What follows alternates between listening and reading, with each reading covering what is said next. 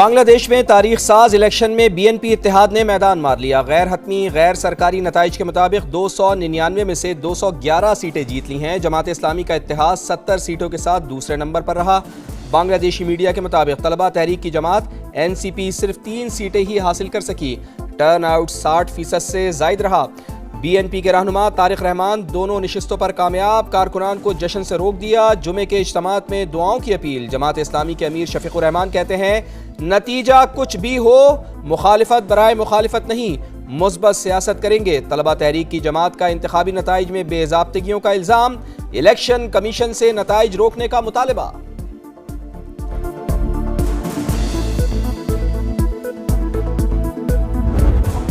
इस वक्त बांग्लादेश में अभी तक टर्न आउट बहुत हैवी है। लोग कितनी बड़ी तादाद में इस पोलिंग स्टेशन पर जमा है। मैं आपको मुबारकबाद पेश करूंगी कि आपका कवरेज बांग्लादेश इलेक्शन का बड़ा नुमाया है और शायद आपके कॉरेस्पॉन्डेंट भी वहाँ मौजूद हैं। Stay tuned with us. Bangladesh election समा की ढाका से लम्हा बलम्हा रिपोर्टिंग। पोलिंग से लेकर वोटों की गिनती तक किसने जीती बाजी, किसकी हुई हार, कौन बनेगा नया हुक्मरान। नई हुकूमत के लिए सबसे बड़ा चैलेंज क्या होगा। नई पार्लियामेंट के लिए जुलाई चार्टर पर अमल दरामद कितना मुश्किल। इलेक्शन से जुड़ी हर खबर सिर्फ समा पर। अफगानिस्तान में सरगर्म दहशतगर्द ग्रुपों की मौजूदगी पर शदीद तशवीश है। रवामा, कालादम, BLA और दाइश के बुज़दिलाना हमलों में 80 मासूम शहरी जाँ बहक हुए। एक बार फिर अफगान सरजमीन इस्तेमाल हुई। अक़वाम मुत्तहिदा में पाकिस्तानी मंदूब आसिम इफ्तिखार का खिताब। कहा अफगानिस्तान से कहते हैं वो अपनी सरजमीन हमेशा हमसाया ममालिक के खिलाफ इस्तेमाल ना होने दे। वो फैसला करें तन्हाई का रास्ता चाहते हैं या खुशहाली का। सदर आसिफ अली जरदारी से वजीर आजम की मुलाकात। सिक्योरिटी सूरत हाल समेत अहम मामलात पर मुशावरत। शहबाज शरीफ ने सदर मुमलिकत को गजा इजलास में शिरकत पर एतमाद भी लिया। पीपल्स पार्टी और नून लीग के दरमियान वर्किंग रिलेशनशिप बेहतर बनाने पर इत्तेफाक। सदर आजाद कश्मीर का मामला बाहमी इत्तफाक राय से तय करने पर बातचीत। एलामिया जारी। ईरान के साथ आइंदा हफ्ते मुआहदे का इम्कान। जितनी देर चाहें मुज़ाकरात करें, अगर वो डील नहीं करते तो हालात मुश्किल हो जाएंगे। अमरीकी सदर डोनाल्ड ट्रंप की फिर धमकी। खबरसां एजेंसी के मुताबिक अमरीकी सदर बोर्ड ऑफ पीस के इजलास में गजा की तामीर नौ के लिए अरबों डॉलर्स के फंड का ऐलान करेंगे। मुख्तलिफ ममालिक की फौज की तैनाती का भी इम्कान।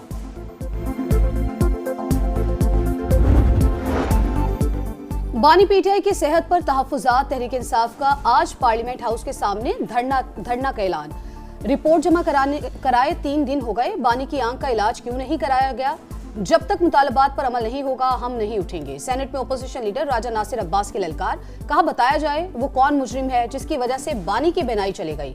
महमूद अचकज़ई बोले एहतजाज पुरअमन होगा, अगर कुछ गलत हुआ तो नताइज की जिम्मेदार हुकूमत होगी।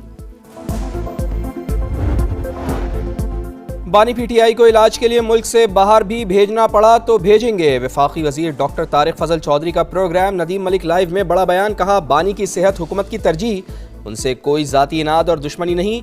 बानी अगर अल शिफा में इलाज पर राजी हैं तो हमें कोई इतराज़ नहीं। उन्हीं की दरख्वास्त पर पेम्स भेजा गया। बानी की एक आंख बर वक्त इलाज ना मिलने पर 85% मुतासिर होने का इंकशाफ। दाई आंख की बेनाई सिर्फ 15% रह गई। साबिक सुप्रिंटेंडेंट जेल ने 3 माह तक आंख की बीमारी को संजीदा नहीं लिया। बार बार आगाह करने के बावजूद कोई इकदाम नहीं उठाया गया। अक्टूबर 2025 में नजर बिल्कुल ठीक थी। धुंधला नजर आने पर इलाज में ताखीर की गई।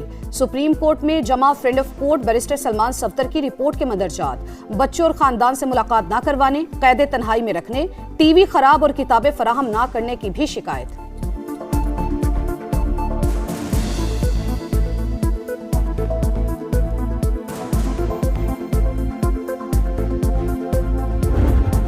हुकूमत की बानी पीटीआई के तिब्बी मुआयने और बच्चों से फोन पर बात करवाने की यकीन दहानी।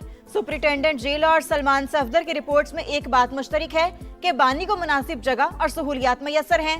सेहत के मामले पर हुकूमत क्या कर सकती है। दौरान समाअत चीफ जस्टिस का इस्तफसार। 16 फरवरी से पहले दोबारा मुआयना करा देंगे, अटॉर्नी जनरल का जवाब। चीफ जस्टिस ने कहा हुकूमत अच्छे मूड में लग रही है, बच्चों से बातचीत का मामला भी देख ले। अटॉर्नी जनरल बोले हम फोन पर बच्चों से बात भी करवा देंगे। चीफ जस्टिस ने रिमार्क्स दिए बानी पीटीआई की आंख खराब है तो किताबें ना ही पढ़ें, डॉक्टर्स की इजाजत से किताबें फराहम करें।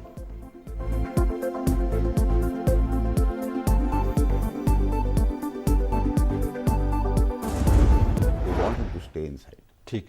जब तक वो इनसाइड है ये मौजें हैं। उनको पता है मिसाल के तौर पर कल खान आ जाए तो ये सड़क पर होंगे, जहाँ पहले थे वहीं वहाँ वापस चले जाएंगे। वो अंदर है तो ये इस जगह पे बैठे। पीटीआई वाले नहीं चाहते बानी जेल से बाहर आए। ये जानते हैं बानी के बाहर आने से मौजें खत्म हो जाएंगी और सड़कों पर आ जाएंगे। फैसल वावडा की programme red line with Talat में गुफ्तगू। तहरीक इंसाफ ही हुकूमत की हकीकी जामिन करार। कहा पीटीआई का बयानिया एक तरफ और सहारा दूसरी तरफ है। वज़ीर आला खैबर पख्तूनख्वा सुहेल आफरीदी मुस्बत सियासत कर रहे हैं।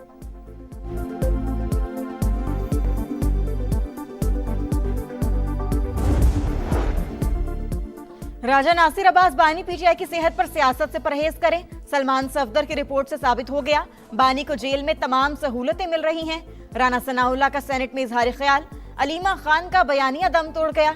जेल में बदसलूकी और खराब हालात का दावा गलत साबित। विफाकी वज़ीर इत्तलात अता तारड़ का एक्सपर्ट पैगाम। लिखा रोजमर्रा के मामलात। डाइट प्लान की रिपोर्ट ने तमाम इबहाम दूर कर दिए।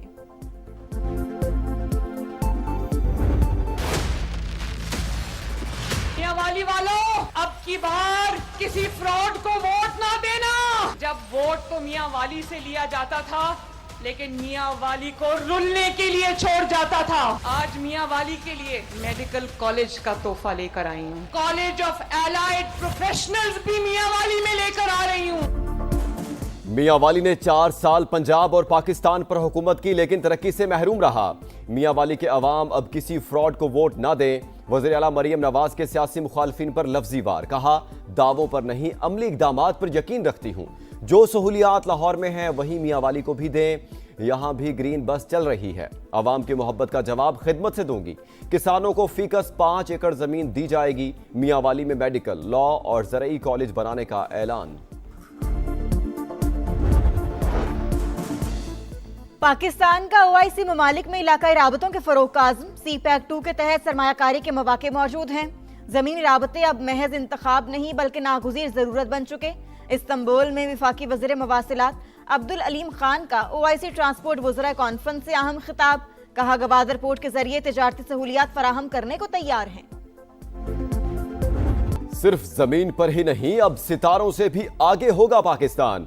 खलाई टेक्नोलॉजी में नया संगे मील अबूर। चीनी सेंटर से पाकिस्तान का दूसरा मकामी इलेक्ट्रो ऑप्टिकल सैटेलाइट कामयाबी से लॉन्च।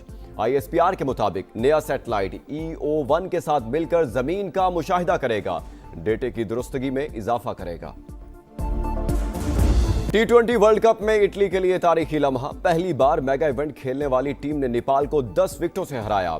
मॉस्का ब्रदर्स की निस्फ सेंचुरियां 124 रन का हदफ 13वें ओवर में हासिल किया। भारत ने कमजोर हरीफ नमीबिया को 93 रन पर हरा दिया। ऑलराउंड परफॉर्मेंस पर हार्दिक पांड्या मैच के हीरो करार। श्रीलंका ने ओमान को 105 रन से जेर किया।